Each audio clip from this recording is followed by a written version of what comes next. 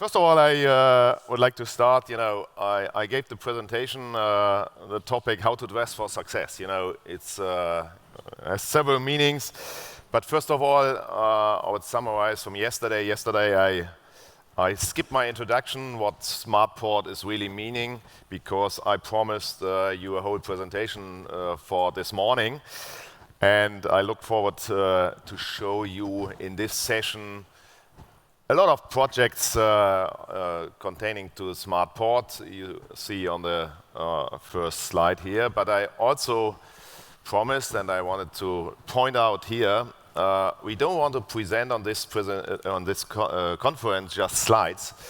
Most of the projects you can also visit on the excursion day on Friday or before, maybe Thursday afternoon. And I would like to recommend that to you, and I hope I can stimulate you a little bit with my short presentation to visit the excursions. Yesterday, I think Leonard said, you need to do investments in what might be possible and not in what is already existing. And Wim Elfring this morning, I think, repeated that again. And I heard this during the conference now for several times. And we in Hamburg always try to raise our eyes together with our friends and partners to see the bigger and to think out of the box. I think that is one of our key factors for success. My colleague from Dubai Ports mentioned this morning, very narrow basins here in the port of Hamburg. Big vessels are coming in. Yeah, that's one challenge we have to work with, and I think we were very successful with our smartPORT projects. You will see later on. But first of all, I would like to glance 2 years ago in Los Angeles. We presented our idea, being innovative in logistics to increase efficiency and value creation and to foster sustainability at the same time.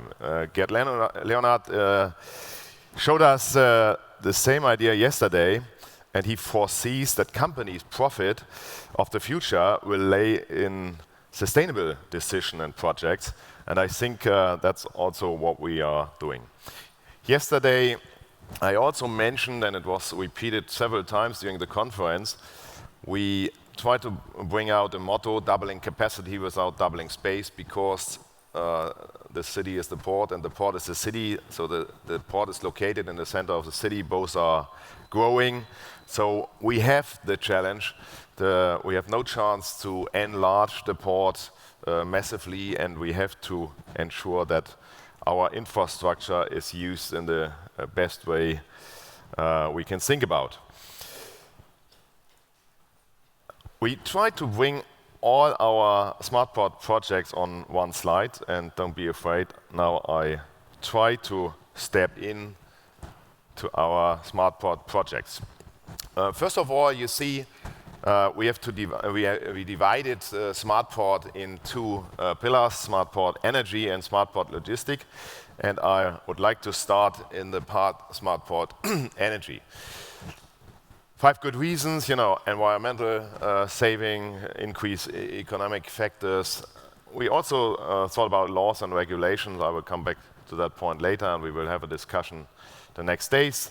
Innovation, we want to ensure that we have room in the Hamburg Port Authority to create innovations together with our partners and infrastructure subjects. Yesterday we already mentioned renewable energy is one of the focus to get less dependent on conventional energy topics. We want to reduce emissions, and mobility has to be as clean as possible. When we look to the projects, you see now some examples. You can see onshore power supply is one of our projects. We put it on slides maybe in Los Angeles, and now we are proud to present that it's ready. On Saturday, just 2 days before we started the conference, we had the first approach with the so-called LNG hybrid barge from Becker Marine System, which was first time connected to Ida Sol, so a cruise vessel. And this is a movable power plant, which is absolutely eco-friendly and It is worldwide, was worldwide the first time that such a mobile power plant driven by LNG was in place. And if you are interested, you can have a look at the project outside at the exhibition hall, but you can also visit the LNG power barge in the port during the excursions.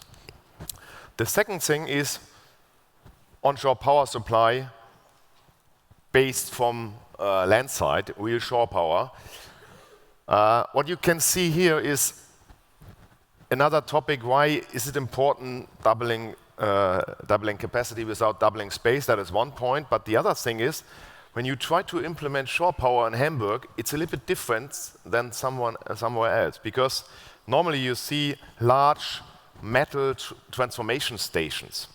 And our shore power supply is inside this building. And this building has two advantages. The shore power supply is on the first level, so it's absolutely flood protected. But the second advantage is it fits totally into the architecture of the cruise terminal building. So on the left side, you see the end of the cruise terminal. On the right side, there's a new extension for shore power supply. This is very important because this shore power supply station is directly located at the residential area. And this is also very important for us because we want to ensure that the Hamburg people keep the port in love, and we cannot bring in just, let me say, an industrial desert to that place. It has to look also very convenient for the audience. These should be just two examples from smartPORT Energy. I would like to step over to smartPORT Logistics. The first statement is following Wim Elfring and also the colleagues from Lufthansa Industry Solutions. You know, we try to follow the IT megatrends. One thing which is very important, everybody is using the smart devices. Everybody has a smartphone, a pad, or the truck drivers. All the companies are working with such devices. And it's easy to use that in different languages, and you download an app. We made a test yesterday. It's very easy. And we try to bring that in because we can save a lot of costs. There are no extra investments for the companies, and that was the first try. The second thing, it was also mentioned in some discussions, the key factor for success is we have to integrate different management systems. Lufthansa presented that this morning. We did it already in the port of Hamburg. And that is the only chance to reach the highest level of efficiency in a port. My normal, simple example is when a ship is arriving at the port, a container is arriving, then the system can recommend the mode of transport for the next step. Is there a free space on a train? In Hamburg, we like to use the train. So we increase the utilization, or the other way around, is there available truck, maybe who's waiting for a container, but this container isn't available at the moment. We can change it in milliseconds. Our vision, this will come up after this conference, I just wanted to teaser that on, is our vision is not just integrate all modes of transport and all partners inside the port and into the hinterland. Our vision is also to connect all the information along the supply chain all over the world. That means the next step has to be, we have to discuss how to connect other ports with us, maybe a slot management system for ships. We discussed that with Felixstowe last week, for example. But I think it's going from, let me say, Shanghai to Hamburg, or Los Angeles to Hamburg. It's all over the world. That's our vision. Now, to make it a little bit more concrete, right now we have already implemented a central control center. You can visit and play a little bit with all this kind of systems at the HPA exhibition area here at the conference. And I would want to show you some examples. In our port monitor, we have all modes of transport and all traffic included. You can see the ships and the streets. And just to show you a short simulation, in our port monitor system, we recognize what kind of ship it is. Now the bridge will open. You will see the traffic will change the color into yellow and not into red. Red would be a traffic jam. When we foresee that the bridge has to be open, we try to reroute the traffic, that nobody gets into the traffic jam. And everything is shown in our port monitor system. I don't want to play the whole film now because save some time. But all the maneuvers, turning maneuvers of the ships, you can follow simultaneously from our boats. Also, the naval police can use that. And here you can see, just for you, Patrick, it's very narrow to put the ships into the places, but with simulation, as Jörg Pollmann yesterday explained, I think we do it in a safe and a secure way. The next thing, I think this is also very interesting. Yesterday we heard something about the future. You know, do we need so many employees or not? This picture show maintenance processes. In the past, you know, you have a weekly inspection at a switch, for example. In the future, we also try to do that with systems, and we put it in a smart switch in our railway network, and it looks like this, very unspectacular. But this kind of detection shows us how much electric power we need to change the switch from one direction to another. And if we need more power, there has to be something wrong. On the one hand, the switch can be a little bit dirty. On the other hand, the switch needs to be oiled. And then, by event handling, someone has to go there from our inspection team or maintenance team and work on that. So now I failed.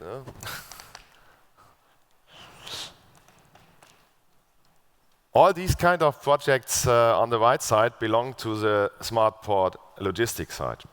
I want to give you another example. This is a picture out of our vessel traffic service center. In former times, you know, this was a kind of a magnetic wall. Our nautical staff, our captains, they put the ships directly to the wall. Now this is fully IT technology, and I wanted to show you a small video demonstration how we work together with captains on new systems. And the big advantage today is that we can use interactive user interfaces. You know, my kids are using smartphones and pads, but also my mother. So also the older generation is really able to work with that. And what I want to say is, you know, people coming from different technologies or were captains on a ship are now based on a land side. They are familiar with their old systems and how to bring them together with new systems, and we try to adapt what they did before. They just have to touch a big pad.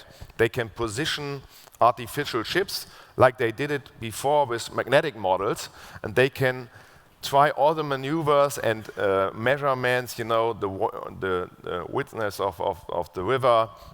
They can, you will see also tidal dependent. They can look at the water depth and compared with the draft of the vessels. And here I only can show you a short video, but I would really recommend for the people who are interested in that to go to the exhibition and test the system. Just to put your hands on.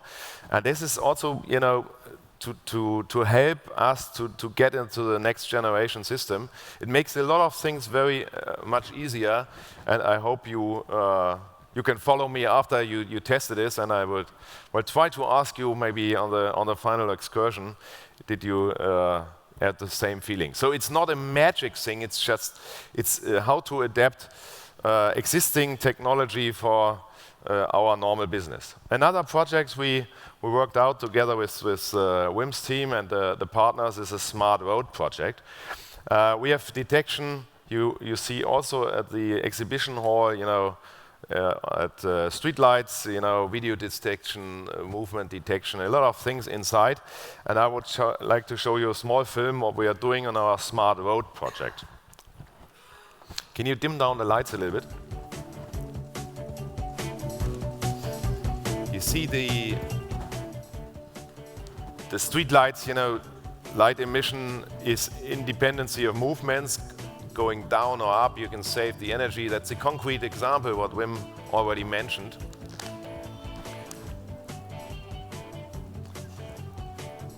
And you can visit this area also on the excursions. And we think it's better safety pedestrians, for cyclists, for cars. And it's not just on slides. We have already implemented that on a long street inside the port.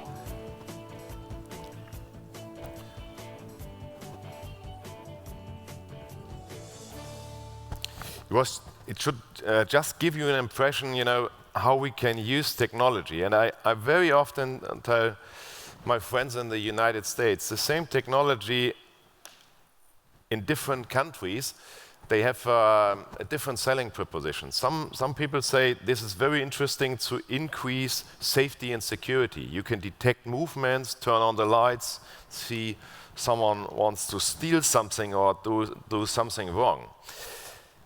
Here in Germany or in Europe, we are using this technology to increase safety, but safety from the traffic standpoint to avoid accidents. And on the other hand, the most important point is to increase sustainability, to protect nature, to reduce energy consumption when you can dim down the lights because there's no movement. And I think it's a fantastic chance for you to visit this place. To summarize what we are doing together, the key factor for success is to integrate everything. And we have another project in place now, and it's called smartPORT Logistic. It's also an app. It's a system which is now for free for all the trucking companies and logistic companies. And it's kind of a next generation solution. We have complete port traffic information. We are one app. You can also have a look at the system area and also HPA area outside. We have a system in place which gives you a perfect forecast at any time, which is very important, estimated time of arrivals and traffic situation. And then we also have the gateway to somewhere you can park if there are any delays, or some delays. There is the parking spaces in the system. You can see what is available, how to reach there, and you can also book your place on that. And it is also in one system. If there is an open bridge, because the ship is passing, the street is closed for the moment, there's a chance to reroute. And we also put it in a system, what we call the smart tech solution, when we have the daily construction. You have that in every city, in every port. We have around 400 daily construction areas in the port every year.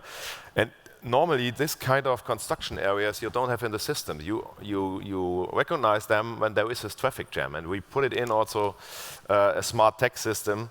And this text puts all the information directly in the system. So the port monitor system and our smartPORT logistics system are connected, and we have all information in one hand. That is the way we try to increase efficiency and the quality of service in the port of Hamburg. And our vision, and to summarize that in one sentence, you can only be successful when you connect everything as a smartPORT project or smartPORT in Hamburg. That is our project, and I hope you will enjoy that during the excursions. Thank you for listening.